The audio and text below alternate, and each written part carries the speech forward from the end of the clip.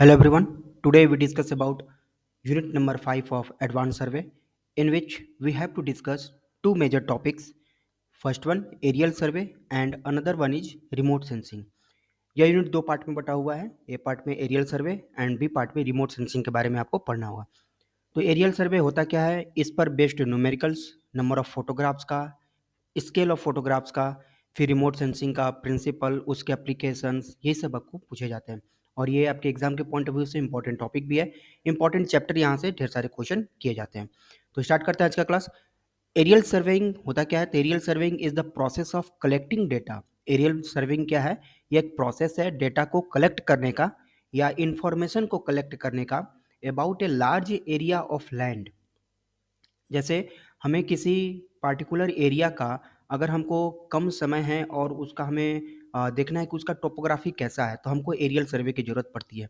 या फिर यह जानने की ज़रूरत है कि इस एरिया में कितने ऐसे लोग हैं जो टू व्हीलर यूज करते हैं, कितने ऐसे लोग हैं जो फोर व्हीलर यूज करते हैं, तो उस सब के लिए हमको एरियल सर्वे करना आवश्यक पड़ जाता है. ठीक है. तो मतलब एक एग्जाम्पल हमने बताया, जरूर नहीं कि इसी के लिए एरियल सर्वे यूज किया जाता है. ठीक है. तो ये एक प्रोसेस होता है डेटा कलेक्ट करने का या इन्फॉर्मेशन कलेक्ट करने का about a large area of land और terrain from from an aerial perspective, typically using aircraft और drone equipped with specialised sensor and cameras. तो आज के डेट में हम लोग जो ड्रोन यूज करते हैं, कैमरा लगा के, कैमरा उसके साथ में लगे रहते हैं. जब ये ड्रोन्स नहीं थे तो बलून्स, काइट्स के हेल्प से भी हम लोग को कैमरा को ऊपर ले जाते थे एंड उसके हेल्प से हम लोग को सर्वेइंग को प्रोसीड किया जाता था. तो ये एरियल सर्वे होता है जिसमें हम लोग को क्या करते हैं, इंफॉर्मेशन या डेटा को कलेक्ट करते हैं किसी कैमरा या एयरक्राफ्ट के द्वारा या ड्रोन के द्वारा कुछ हाइट पर ले जा करके. Aerial surveying also known as photogrammetry. Aerial surveying को हम लोग फोटोग्रामेट्री के भी नाम से जानते हैं. Is a method use to survey land, जो कि एक मेथड है लैंड का सर्वे करने के लिए. दैट वुड बी इम्पॉसिबल और impractical to survey on the ground.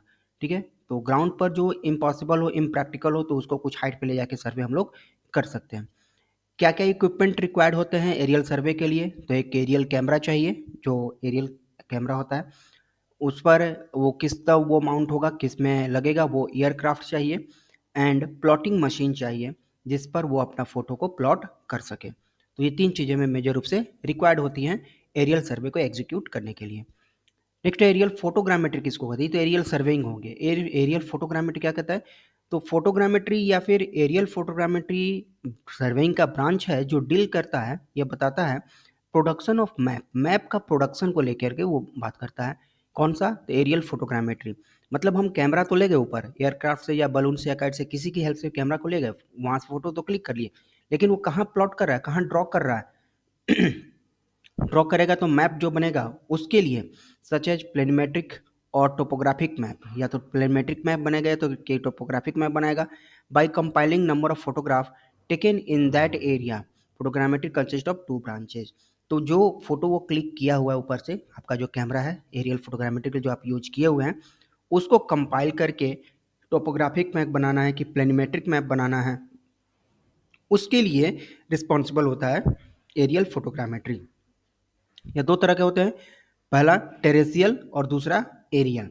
टेरेसियल और एरियल दोनों अलग अलग हैं. आपका सिलेबस एरियल का है, टेरेसियल का नहीं है. कहते क्या है, टेरेसियल फोटोग्रामेट्री में photographs are taken from a fixed position.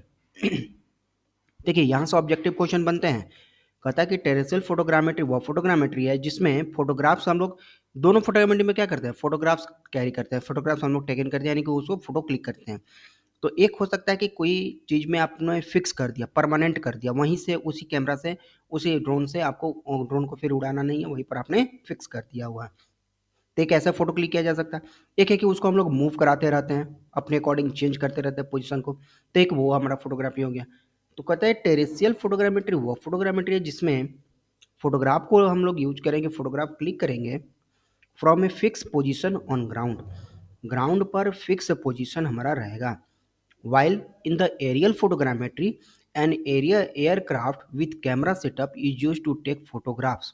जबकि एरियल फोटोग्रामेट्री में आप क्या करेंगे, एयरक्राफ्ट के साथ में कैमरा को फिक्स करके उसके बाद आप जहाँ चाहे वहाँ का फोटो क्लिक कर सकते हैं from the air flying over the ground, ground के ऊपर से. In this article we will discuss the aerial photogrammetry. इस चैप्टर में हम लोग को डिस्कस करना है एरियल फोटोग्रामेट्री के बारे में, ना कि टेरेस्ट्रियल के बारे में। टेरेस्ट्रियल का मतलब क्या हो गया कि फिक्स्ड पोजीशन ग्राउंड पर है, वहीं से हम सबका फोटो क्लिक किए जा रहे हैं। ठीक है।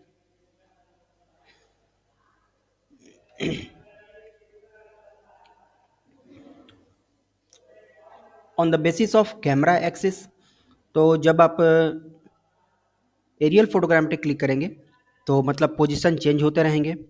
ठीक है। अब पोजीशन चेंज होगा तो कैमरा जो है, कैमरा टिल्ट भी हो सकता है, कैमरा वर्टिकल भी रह सकता है, कैमरा अपने पोजीशन से ऑब्लिक भी हो सकता है। तो उसके बेसिस पर तीन तरह के फोटोग्राफ को डिवाइड किए जाते हैं। पहला कहता है वर्टिकल फोटोग्राफ, लो ऑब्लिक, हाई ऑब्लिक। जनरली दो तरह के होते हैं, vertical and tilted.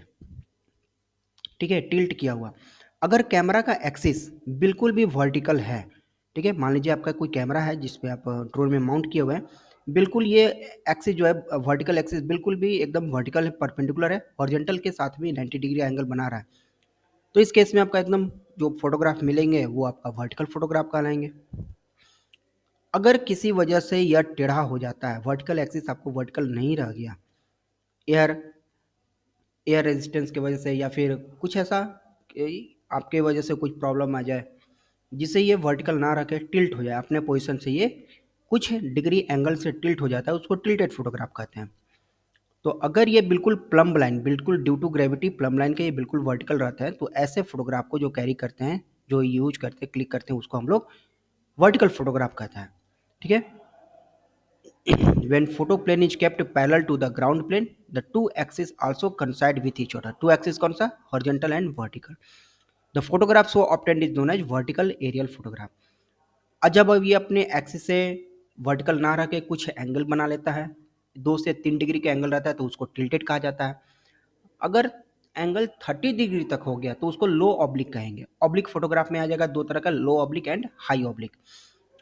N area photograph taken with an intentional deviation of 15 से 30 डिग्री, मतलब हमको कुछ ऐसा फोटो क्लिक करना है जिसमें डेविएशन एंगल, मतलब कि कैमरा को हमको थोड़ा सा टेढ़ा करने की जरूरत पड़ेगी।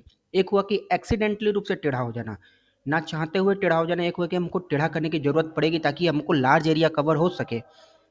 तो जहाँ जानबूझ के टेढ़ा करते हैं हमारा लो ऑब्लिक में आता है और हाई ऑब्लिक में आता है। अगर डेविएशन एंगल 15 से 30 डिग्री तक का हमको रखना है तो वो कहलाता है हमारा लो ऑब्लिक। और अगर डेविएशन एंगल, अगर आपका एंगल 30 डिग्री से 60 डिग्री के बीच में रहता है, सॉरी 60 डिग्री तक में रहता है, तो आपको कहेंगे उसको हमने हाई ऑब्लिक। कोई कोई बुक कहता है कि 0 से 30 डिग्री के लिए अगर बीच में एंगल रहता है तो इसको कहेंगे हम लोग लो ऑब्लिक के लिए, और ग्रेटर देन 30 टू 90 रहता है तो उसको हम लोग कहते हैं हाई ऑब्लिक फोटोग्राफ। तो दोनों डेटा आप अलग अलग बुक अलग अलग डेटा लिखे हुए हैं, तो इसको आप ध्यान में रखेंगे। जनरली फोटोग्राफ जो है दो तरह के होते हैं, वर्टिकल एंड टिल्टेड। टिल्टेड में अगेन आ जाते हैं ऑब्लिक, लो ऑब्लिक और हाई ऑब्लिक। एक्सीडेंटल रूप से अगर टिल्ट हो गया तो टिल्टेड कहेंगे, जानबूझ के अगर कर रहे हैं तो लो ऑब्लिक और हाई ऑब्लिक में आते हैं। तो हो गया आपका फोटोग्राफ्स के बारे में। उसके बाद कहता है कि जो एरियल फोटोग्राफ्स हैं ये स्केल के बेसिस पर भी इनका कैटेगराइज किया जाता है। कौन कौन? तो लार्ज स्केल उसको कहेंगे जिसका स्केल जो है 1:15,000 एंड लार्जर हो। ठीक है। स्केल मतलब क्या होता है? स्केल बराबर होता है, it is the ratio of map distance to ground distance. यानी मैप पर 1 सेंटीमीटर ग्राउंड के 15 किलोमीटर के बराबर है, तो कहेंगे 1 सेंटीमीटर बराबर 15 किलोमीटर। और इसको लिखना होगा कैसे? 1/15 किलोमीटर से मीटर में बदलेंगे और मीटर के बाद सेंटीमीटर में बदलेंगे, तो इतना हो जाएगा। कहता है कि when the scale of an aerial photograph is 1:15,000 and larger and उसके बाद ग्रेटर हो तो उसको हम लोग कहेंगे लार्ज स्केल फोटोग्राफ। अगर एक रेशियो 15,000 से 1:30,000 के बीच में अगर स्केल आता है तो उसको मीडियम कहेंगे। और स्मॉल स्केल फोटोग्राफ तब कहेंगे जब 1,30,000 या फिर इससे स्मॉल रहेगा तब हम कहें। मतलब कि ये जो डिनोमिनेटर का जो वैल्यू है जैसे जैसे बढ़ता हुआ जाएगा स्केल वैसे वैसे घटता हुआ जाएगा। अगर पूछे कि 1:75,100 क्या होगा? 1:15,000 से ग्रेटर होगा कि छोटा होगा? तो स्केल यह ग्रेटर होगा। ठीक है। तो जैसे जैसे ये आपका ये बढ़ता जाएगा, कौन सा? ये छोटा होता जाएगा तो स्केल की वैल्यू हमारा लार्ज होते चले जाएंगे, एंड जैसे जैसे हमारा डिनोमिनेटर की वैल्यू इंक्रीज करते जाएगा, देखिए एक 15,000 से कितना है 30,000, 30,000 से और ज़्यादा आ जाएगा तो और भी कम होते जाएगा, तो स्केल हमारा वैल्यू कम होते जाएगा। जैसे जैसे ये वैल्यू छोटा होता जाएगा स्केल हमारा बढ़ता हुआ चला जाएगा। तो ये थे स्केल के बारे में। स्केल पर बेस्ड आपको कुछ न्यूमेरिकल्स पूछे जाते हैं आपके एग्जाम में। पहले उससे पहले हम लोग देख लेते हैं कि क्या डिफरेंस होते हैं मैप और एरियल फोटोग्राफ में। हो सकता है एग्जाम में आपसे ये डिफरेंस पूछ लिया जाए। तो एरियल फोटोग्राफ और मैप डिफरेंस जब भी लिखे तो बीच में लाइंस लगा कर लिखना ही सुटेबल होता है, एग्जामिनर को चेक करने में इजी होता है। सबसे पहले इसमें एक सेंट्रल प्रोजेक्शन होता है और जबकि मैप में ऑर्थोगोनल प्रोजेक्शन होता है। देखिए फोटोग्राफ और मैप में बहुत अंतर होता है। फोटोग्राफ है कि जनरली हमने फोटो क्लिक किया हुआ, और मैप है फिर उसको कंपाइल करके बनाना पड़ता है। ठीक है, कौन सा मैप है ये मेंशन करना पड़ता है। फोटोग्राफ में मैप का नाम अलग अलग कि टोपोग्राफिक मैप है, प्लेनमेट्रिक मैप है, या नॉर्मल मैप है, सेटेलाइट मैप है, कौन सा मैप है आपको बताना पड़ता है। फोटोग्राफ में बताना पड़ेगा कि वर्टिकल है कि टिल्टेड है, ऑब्लिक है, लो ऑब्लिक है, हाई ऑब्लिक है। इसलिए इसमें आपका सेंट्रल प्रोजेक्शन होता है और इसमें ऑर्थोगोनल का प्रोजेक्शन होता है। कहता है कि एरियल फोटोग्राफ ज्योमेट्रिकली इनकरेक्ट होता है, the distortion is geometry is minimum at the centre and increase toward the edge of the photograph. इसमें डिस्टोर्शन जो है वो मिनिमम होता है, जबकि यहाँ पर इसमें ज्योमेट्रिकली करेक्ट होता है representation of part of the earth projected. Next one, the scale of photograph is not uniform. इसके लिए स्केल यूनिफॉर्म नहीं होता है, जबकि मैप का स्केल जो होता है वो यूनिफॉर्म होता है। मैप यानी कि 1 सेंटीमीटर बराबर 10 मीटर अगर दर्शाए हैं तो हर जगह वही रहेगा, जबकि फोटोग्राफ अलग अलग फोटोग्राफ का अलग अलग अपना स्केल होता है। नेक्स्ट है, aerial photogrammetry hold good for inaccessible and inhospitable areas. ठीक है, ये मतलब किसी भी एरिया के लिए प्रेफरेबल रहता है, कहीं भी जाकर के फोटो तो क्लिक करना है इजी रहता है। लेकिन मैपिंग जो है इनएसेसिबल होता है, हर जगह जा करके इसको नहीं बनाया जा सकता है। ठीक है, इसके लिए परफेक्ट प्लेस का होना जरूरी है।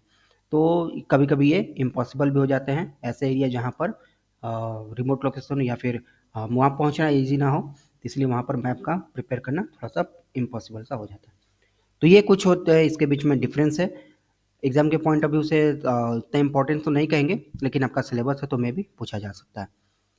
बात करते हैं स्केल के बारे में। स्केल कहते किसको हैं, तो ये रेशियो होता है किसका, डिस्टेंस ऑन एरियल फोटोग्राफ। यानी कि कहते हैं स्केल बराबर होता है, स्केल बराबर map distance, map map distance to ground ground distance. इसको हम लोग, अब वो डिस्टेंस मैप का डिस्टेंस चाहे फोटोग्राफ के लिए अगर बात करें कि फोटोग्राफ का स्केल क्या होगा, तो इसके लिए भी वही होगा कि आपका फोटोग्राफ का स्केल डिस्टेंस कितना होगा, उसके रिस्पेक्ट में ग्राउंड का डिस्टेंस कितना है, उसी चीज़ के लेकर के इसको भी हम लोग रेशियो करते हैं।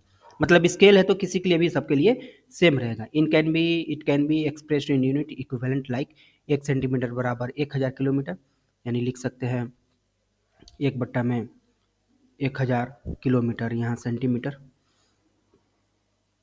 ठीक है, या फिर इसके लिए आरएफ निकालेंगे। आरएफ मतलब रिप्रेजेंटेटिव फ्रैक्शन, ये भी स्केल ही होता है। मतलब क्या करना है, इसको सेम यूनिट में कन्वर्ट करना।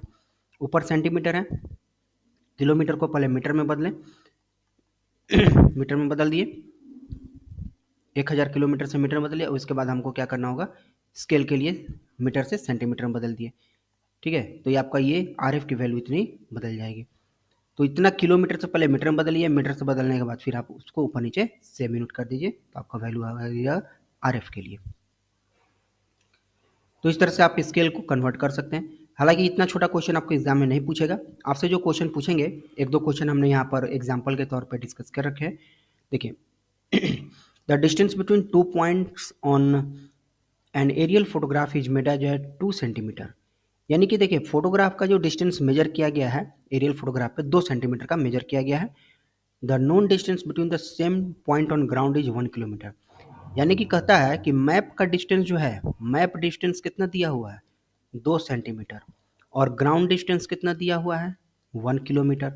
तो कहता है कि आप स्केल बताइए, तो स्केल बराबर क्या होता है, map distance by ground distance. तो लिखेंगे 2 सेंटीमीटर बराबर बट्टा में 1 किलोमीटर। अब देखिए 2 सेंटीमीटर है तो हमको हमेशा स्केल जो होता है 1 के रेशियो में देना होता है, 1 के रेशियो में बताना होता है। तो ये 2 क्या हो जाएगा, 2 को हम डिवाइड कर देंगे 1 में। पहले तो हमको ऊपर नीचे क्या करना होगा कि इसके लिए हमको सेम रेशियो में बताना होगा। तो ऐसे ही ऐसे इसको सॉल्व करने के लिए हमको क्या करना होगा, तो जो आपको गिवन डेटा है तो डेटा के अकॉर्डिंग लिखना है 2 सेंटीमीटर रिस्पेक्ट में 1 किलोमीटर। तो यहाँ पर आपको 2 सेंटीमीटर है डिवाइड बाई 1 किलोमीटर है तो 1000 मीटर हो जाएगा। अब सेंटीमीटर है तो इसके लिए 100 से और मल्टीप्लाई करना पड़ेगा तो सेंटीमीटर। अब 2 से इसको कटा देंगे तो 50, तो 50,000 हो जाएगा आपका ये 1:, के लिए। तो जितना भी है आपको अपने अकॉर्डिंग इसका सॉल्यूशन करना है, ठीक है। क्यों? क्योंकि आपको बेसिक पता है, और बेसिक पता है तो आपको सॉल्यूशन आप कैसे भी इसका कर सकते हैं। तो 1:, जितना भी आपका 2 सेंटीमीटर था तो 2 से हमने यहाँ पर डिवाइड दे डाला। क्यों दे दिया? क्योंकि हमको स्केल हमेशा 1 के रेशियो में बताना होता है, तो इसलिए यहाँ पर 2 कर दिए तो 1:50,000 सेंटीमीटर में आ गया। दोनों ऊपर नीचे सेंटीमीटर में यूनिट आ गया। मतलब ये क्या बताता है कि एक यूनिट जो रिप्रेजेंट करेगा वो 50,000 यूनिट के बराबर होगा। ये आपका स्केल यहाँ से कैलकुलेट हो जाता है। तो उम्मीद है ये चीज़ें आपको समझ में आई होंगी। इसमें कुछ नहीं किया गया है, जैसा कि अभी जो ऊपर बताया कि map distance by ground distance, scale बराबर होता है तो मैप डिस्टेंस दिया 2 सेंटीमीटर, ग्राउंड डिस्टेंस दिया 1 किलोमीटर। 2 सेंटीमीटर को 2 ही रहने दिए, 1 किलोमीटर को हमने पहले मीटर में बदला और मीटर से बाद फिर हमने सेंटीमीटर में बदला। अब चूंकि 2 है, 2 से कट जाएगा हमको कितना 50 बार में, तो क्या बन गया 1 में 50,000। ये तो है आपका, ठीक है। नेक्स्ट क्वेश्चन है compute the scale of an aerial photograph. यहाँ भी आपको स्केल बताना है। तो कहता है कि flying height of circuit, circuit का फ्लाइंग हाइट है 7500 मीटर, फोकल लेंथ दिया है कैमरा का 15 सेंटीमीटर। कहने का मतलब कि पहले आपको गिवन डेटा लिखना होगा, क्या क्या दिया हुआ है। फ्लाइंग हाइट, इसको एच से डिनोट करते हैं, कैपिटल एच, 7500 मीटर के लिए। And focal length of camera यानी कि स्मॉल एफ की वैल्यू दे रखा है 15 सेंटीमीटर। तो स्केल बराबर होता है, स्केल बराबर तो आ गया map distance by ground distance. उसके बाद स्केल का एक और फॉर्मूला होता है, स्केल बराबर होता है फोकल लेंथ बट्टा में फ्लाइंग हाइट, ठीक है। ये भी आपको स्केल का ही फॉर्मूला होता है, फोकल लेंथ बट्टा में फ्लाइंग हाइट। यहाँ से भी स्केल आपका डिफाइन होता है। तो स्केल बराबर है focal length divide by height, यानी कि जो रेशियो दिए हुए हैं हमारा डिवाइड में है। तो यहाँ पर हम वैल्यू को लिख लेंगे। स्केल बराबर क्या लिखे, देखिए स्केल बराबर फोकल लेंथ के बजाय क्या 15 सेंटीमीटर और फ्लाइंग हाइट है 7500 मीटर। अब सेंटीमीटर है, नीचे मीटर है, तो इसको दोनों को हम कन्वर्ट कर लेंगे किस में, दोनों को सेम यूनिट में सेंटीमीटर में कन्वर्ट करते हैं। तो देखिए 7500 और ये सेंटीमीटर, तो मीटर को सेंटीमीटर बदल के लिए 100 से मल्टीप्लाई, यानी कि हम इसको लिख सकते हैं 15 सेंटीमीटर डिवाइड बाई 7500 को 100 से मल्टीप्लाई कर देंगे। अब 15 से 75 कट जाएगा कितने बार में, 5 बार में। अब 50, यहाँ भी इस बार भी 50,000 आ जाएगा आपका आंसर। तो यहाँ भी जाएगा 1 में 50,000। तो यहाँ भी स्केल की वैल्यू मिल गई कितनी, तो 7500 को यहाँ 15 से डिवाइड कर देंगे तो बन जाएगा आपका कितना, स्केल हमारा 1:50,000। इस तरह से आप स्केल का क्वेश्चन कर सकते हैं। स्केल दो ही तरह से पूछे जाएंगे आपको, या तो map distance by ground distance के फॉर्म में तो ये क्वेश्चन, या फिर फोकल लेंथ बट्टा में फ्लाइंग हाइट के फॉर्म में तो ये क्वेश्चन है। तो उम्मीद है ये क्वेश्चन आपको समझ में आए होंगे। एक और स्पेशल टाइप के क्वेश्चन पूछे जाते हैं इसमें, नंबर ऑफ वर्टिकल फोटोग्राफ को लेकर के।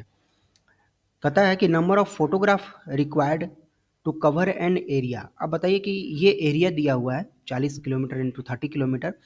इस एरिया को कवर करने के लिए कितने फोटोग्राफ्स लगेंगे, जबकि स्केल का वैल्यू दे रखा है 1:15,000 एंड द फॉर्मेट इज, जो फोटोग्राफ है आपके पास में वो 300 mm इंटू 300 mm का है। यानी कि यह जो वैल्यू दिया है इसको मानते हैं capital L capital W length into width, और यहाँ ये फोटो का जो साइज दिया है small L into small W. यानी ये ग्राउंड का डिस्टेंस हो गया कि कहता है कि 40 किलोमीटर इंटू 30 किलोमीटर का ग्राउंड है, इतना छोटा फोटो 300 mm इंटू 300 mm का जो फोटो है, ये स्केल है फोटो का, कितने नंबर ऑफ फोटो जिसमें लगेंगे, जिसमें लॉन्गिट्यूडनल ओवरलैप 60% का है एंड साइड ओवरलैप जो है 30% का है। फोटो के बीच में जो ओवरलैपिंग होना है एक दूसरे पर रख के चिपकाने वाला काम, तो वो कहता है कि लॉन्गिट्यूडनल जो है 60% हम क्या करते हैं उसको कवर करते हैं, और साइड में उसको 30% का ओवरलैपिंग किया जाता है। तो इसके लिए नंबर ऑफ फोटोग्राफ, देखिए जब आपको ओवरलैपिंग नहीं पता होता ना, तो जनरली क्या करते हैं capital L into capital W divide by small L into small W, ये हमारा निकल जाता है नंबर ऑफ फोटोग्राफ, अगर ओवरलैपिंग आपको नहीं पता होता तो। लेकिन जब ओवरलैपिंग दिया हुआ है कि फोटोग्राफ अचानक से हम लोग को चिपकाना नहीं है, उसमें ओवरलैपिंग भी करना है, तो उसके लिए हमको कुछ अलग करना पड़ेगा। क्या है? तो सबसे पहले गिवन डेटा लिख लेंगे, जो भी आपके पास में गिवन डेटा आपको क्वेश्चन में दे रखा है।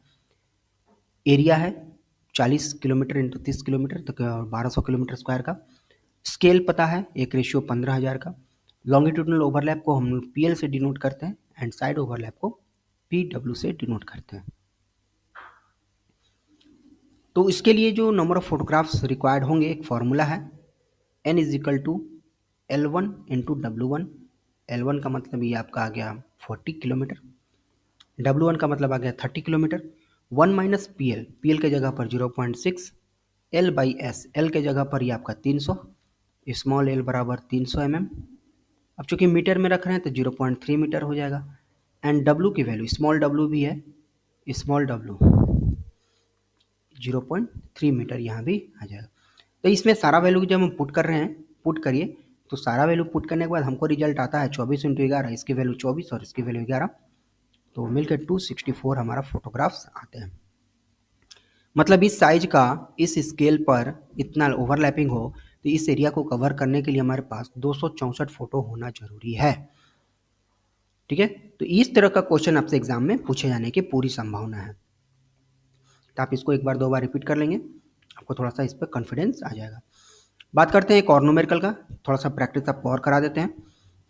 इसमें कहता है कि फोटोग्राफ भी निकालना है जिसमें एरिया है 30 किलोमीटर इंटू 25, यानी कैपिटल एल कैपिटल डब्ल्यू दे दिया है। स्केल कह रहा है फोटोग्राफ का, यानी एस की वैल्यू है 1:15,000। लॉन्गिट्यूडनल ओवरलैप वही again P L, side overlap P W. Format दिया है फोटोग्राफ का, यानी स्मॉल एल स्मॉल डब्ल्यू का। यहाँ भी आपको नंबर ऑफ फोटोग्राफ्स निकालने हैं, तो सबसे पहले आपको गिवन डेटा,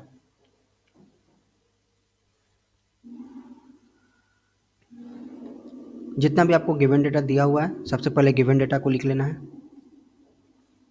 उसके बाद आपको जो फॉर्मूला है वो फॉर्मूला को यहाँ पर मेंशन कीजिए। इस फॉर्मूला में जिसकी जो वैल्यू है उसको आपको इसमें इजीली पुट कर लेना है।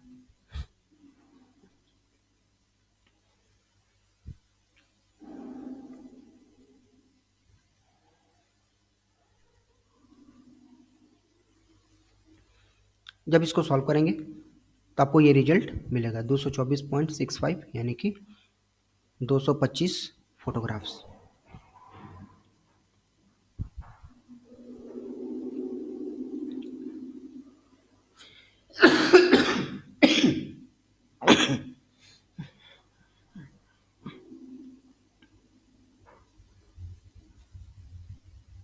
तो इतने सारे क्वेश्चन थे आपको एरियल सर्वे से रिलेटेड। अब आपका नेक्स्ट पार्ट जो है रिमोट सेंसिंग के बारे में। तो रिमोट सेंसिंग क्या होता है? तो रिमोट सेंसिंग एक साइंस है, आर्ट है, ऑब्टेन करने का, इंफॉर्मेशन ऑब्टेन करने का एक आर्ट है, एक साइंस है, बिना ऑब्जेक्ट को छुए, यानी एक डिस्टेंस से, जैसे किसी सैटेलाइट या एयरक्राफ्ट की मदद से हम किसी के बारे में बिना फिजिकल कांटेक्ट किए हुए उससे इंफॉर्मेशन कलेक्ट कर पाते हैं, उसको कहा जाता है रिमोट सेंसिंग।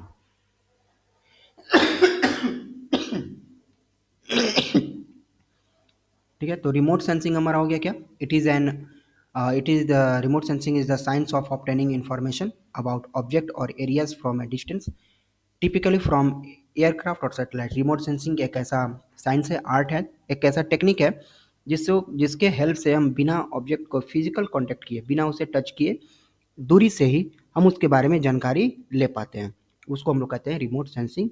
ये पूरा प्रोसेस को, या फिर remote sensing is the acquisition of information about an object or phenomenon without making physical contact with the object, in contrast to in situ or site observation। Site observation करके या फिर इन सिटू पर भी जा करके, ऑन साइट भी जा करके हम लोग ये वर्क कर सकते हैं। कहता है कि रिमोट सेंसिंग जो है इस किस प्रिंसिपल पर काम करता है? कहता है कि ये इलेक्ट्रोमैग्नेटिक रेडिएशन पर वर्क करता है। Source of remote sensing data is the electromagnetic radiation which are emitted और रिफ्लेक्टेड बाय द ऑब्जेक्ट, जो कि ऑब्जेक्ट द्वारा रिफ्लेक्ट किए जाते हैं या फिर एमिट किए जाते हैं, which then help in their identification and classification, जो कि हेल्प करते हैं उसके आइडेंटिफिकेशन और क्लासिफिकेशन में। तो ये आपका प्रिंसिपल होता है रिमोट सेंसिंग का। क्या प्रिंसिपल होता है कि ये किस पर वर्क करता है, तो इलेक्ट्रोमैग्नेटिक रेडिएशन पर वर्क करता है, और ये इसका प्रिंसिपल होता है। कहता है कि ये दो तरह के होते हैं, एक्टिव और पैसिव। रिमोट सेंसिंग कितने तरह के, दो तरह के होते हैं, एक्टिव और पैसिव। बहुत इंपॉर्टेंट है, यहाँ से क्वेश्चन आपको पूछे जाते हैं।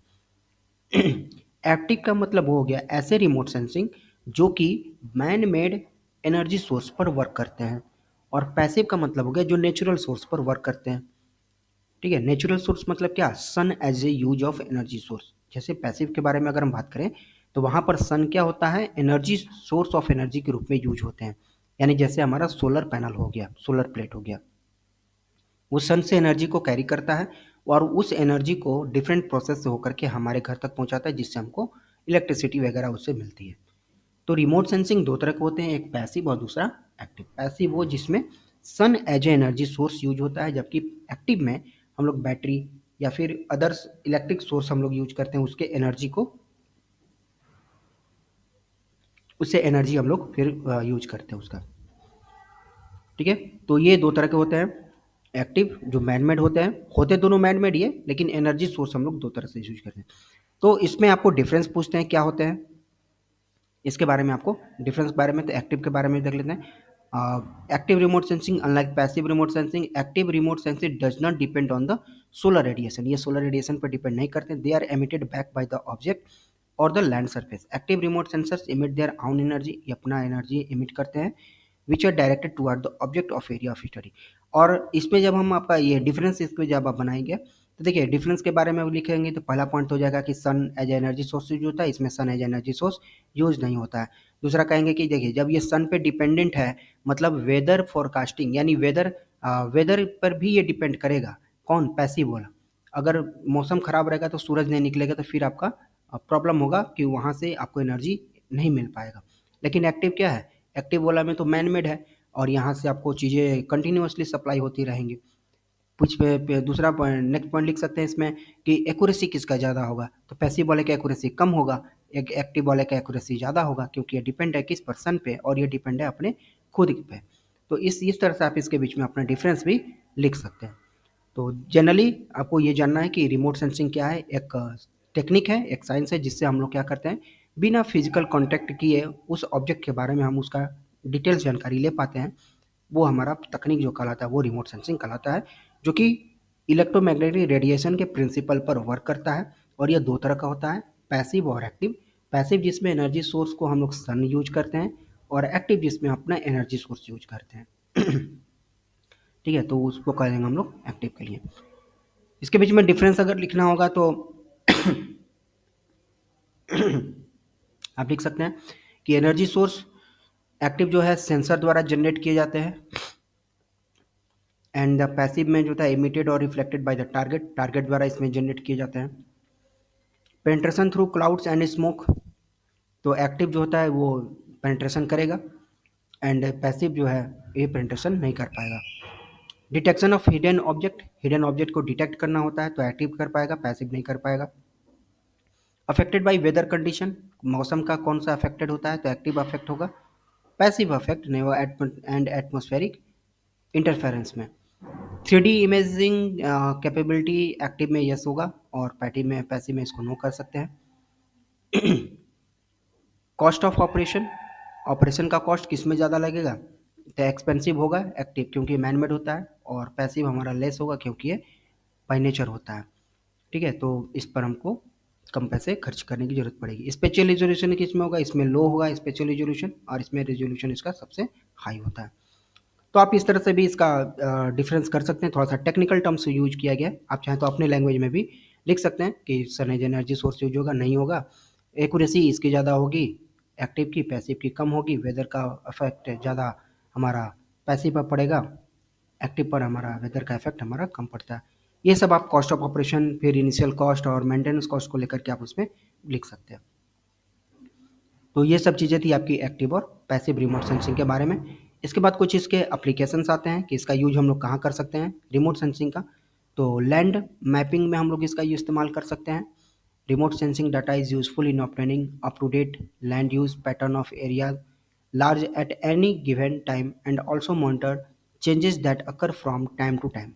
It can be used for updating road map, asphalt condition, and wetland delineation. This information is used by regional planners and administrators to frame policy members for all around development of region. मतलब हमको land mapping में use कर सकते हैं, यानी कि ये बता पाएंगे कि कहाँ का प्रोजेक्ट कितना चल रहा है। जैसे अगर जो भी कंट्री का हेड है उसको ये जानना हो कि किस एरिया में अभी तक रोड कंस्ट्रक्शन का काम कहाँ चला, तो उसको वहाँ जाने की ज़रूरत नहीं है, वो अपने सैटेलाइट व्यू से देख सकते हैं। तो सैटेलाइट व्यू किसके हेल्प से बना है? सैटेलाइट किसके हेल्प से काम करता है? रिमोट सेंसिंग से काम करता है, और वो एक्टिव में काम करता है, पैसिव में नहीं। पैसे भी होते हैं लेकिन ज़्यादा इफेक्टिव, ज़्यादा एक्यूरेसी किसका होगा? तो एक्टिव वाले का होगा। तो वहाँ से उनको पता चलता है कि हमें कहाँ का हमारा कंडीशन कैसा है, तो उसके बारे में जानकारी ले सकते हैं। तो मैपिंग में हमारा काम आता है रिमोट सेंसिंग। वेदर फोरकास्टिंग में काम आएगा कि कहाँ का वेदर कब कैसे बदलेगा, उसके बारे में भी जानकारी मिलता है यहाँ पर। ठीक है, इन्वायरमेंटल स्टडी के बारे में, डिफॉरेस्टेशन हो, डिग्रेडेशन ऑफ फर्टाइल लैंड्स के बारे में, पॉल्यूशन हो एटमॉस्फेरिक के लिए, ठीक है, ये सब के बारे में भी हमको जानकारी मिलता है रिमोट सेंसिंग के हेल्प से। स्टडी ऑफ नेचुरल हजार्ड जैसे आपके भूकंप आते हैं, अर्थक्वेक, वोल्कानोज, लैंडस्लाइड्स, फ्लड या फिर मेल्टिंग ऑफ आइस, इस सब के बारे में हमको भी इंफॉर्मेशन मिल सकता है with the help of remote sensing. And mineral exploration, resource यानी कि मिनरल एक्सप्लोरेशन के बारे में कह सकते हैं कि ये हेल्पफुल होता है ये बताने के लिए, जियोलॉजिक मैप बनाने के लिए। और जियोलॉजिक मैप से हमें यह पता चलता है कि टेक्टोनिक प्लेट्स उसके मैप, उसके साइट्स जो हमारे मिनरल्स को क्वेरिंग करते हैं और लोकेट करते हैं फॉसिल फ्यूल और उसके डिपॉजिट के बारे में। मतलब रिमोट सेंसिंग आपको प्रत्येक एरिया में यूज़फुल है, जहाँ से हमको कुछ इन्फॉर्मेशन चाहिए होगा बिना वहाँ पर गए कि वहाँ का हालात कैसे हैं। कहीं अगर जैसे कुछ अनवांटेड अनहैपनिंग चीज़ें हो गई हैं, लड़ाई टाइप का कुछ अगर, तो वहाँ पर बिना गए हमको न्यूज़ से पता चलता है। न्यूज़ और कैसे मिलता है? सैटेलाइट से, सब पर सैटेलाइट के हेल्प से सभी के मोबाइल हो या टीवी हो, सब पर वो क्या होता है? प्ले होते हैं। तो उसको हमको बिना उस जगह पर गए हम उसके बारे में जान जाते हैं कि अच्छा यहाँ पर यह घटना घटित हुई थी। तो वो सभी चीज़ें हमको कैसे पॉसिबल हो पाती है? रिमोट सेंसिंग के हेल्प से। वो चीज़ें रिकॉर्ड करके प्ले की जाती हैं और वो सैटेलाइट की तरफ जाता है। सैटेलाइट अब क्या करता है? सब पर फिर से वो डिस्ट्रीब्यूट करता है। वो सारे डेटा फिर हमें मिलते हैं। तो इस तरह से रिमोट सेंसिंग के एप्लीकेशन के बारे में अगर पूछे तो आप इसको यूज कर सकते हैं। और ये 4 से 5 पॉइंट आपके सिलेबस में थे, इसलिए हमने इतना कोई इसमें ऐड किया हुआ है। और भी बाकी चीज़ें हो सकती हैं। मिलिट्री में भी रिमोट सेंसिंग का यूज होता है। जितने तरह का आपका मिलिट्री ऑपरेशंस होते हैं उसमें यूज होते हैं। ठीक है, तो ये सभी डेटाज़ हैं जहाँ से आपको क्वेश्चन पूछे जा सकते हैं। तो इस चैप्टर में इतना ही। मिलते हैं अपने नेक्स्ट चैप्टर में, यूनिट नंबर 6 में कुछ नए टॉपिक के साथ। और उस यूनिट से भी आपको ढेर सारे क्वेश्चन आपको फाइनल एग्जाम में पूछे जाते हैं। तो इसका जो इंपॉर्टेंट क्वेश्चन है आपको यूट्यूब पर दे दिया गया है, आप वहाँ से इसको कैरी कर सकते हैं। ठीक है, मिलते हैं नेक्स्ट क्लास में कुछ नए टॉपिक के साथ। Thank you.